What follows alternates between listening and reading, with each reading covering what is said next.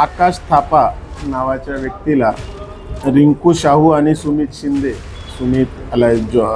सुनील शिंदे या दोघांनी मारहाण केल्याबाबतचा माहिती मिळाल्यावर त्याच्या फिर्यादीवरून 326चा आपण गुन्हा दाखल करण्यात आला होता।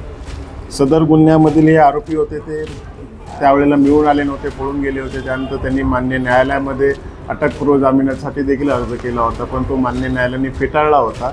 त्यानंतर देखील ते मिळून येत नव्हते, इतरत्र फिरत होते। काल आपल्याला त्या आरोपींबाबतची माहिती मिळाल्यानंतर कुठे लपून बसले माहिती मिळालं, आपण त्यांना ताब्यात घेऊन त्यांना अटक करण्यात आलेली आहे। अटक करून आता पुढील कारवाई करत आहोत। यापैकी जो सुमित जॉन शिंदे आहे तो यापूर्वी तडीपार आरोपी आहे। त्याच्यावरती दारू विक्रीचे गुन्हे यापूर्वीचे आहेत। आता हा नवीन आपण बॉडी ऑफेन्स त्याच्यावर दाखल झालेला आहे। रिंकू शाहूवरती देखील यापूर्वी बॉडी ऑफेन्सचे गुन्हे दाखल आहेत। दोघांना अटक करून पुढील कारवाई आता करत आहोत। हे कोणते गुन्हे असेल? बॉडी ऑफेन्सचेच गुन्हे आहेत, म्हणजे शरीराविरुद्धचे मारामारीचेच गुन्हे आहेत आणि सुमित शिंदेवरती दारू विक्रीचे गुन्हे आहेत। तपास काय आहे?